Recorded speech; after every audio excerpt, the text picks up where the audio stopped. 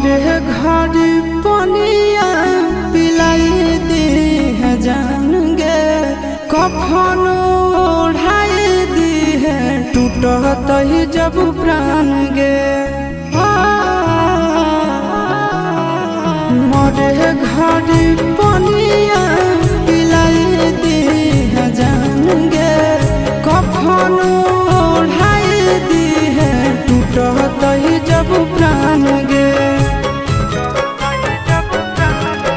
हगे हमारा से तोरा जाती प्यार होता भेंट सक छात कर लगे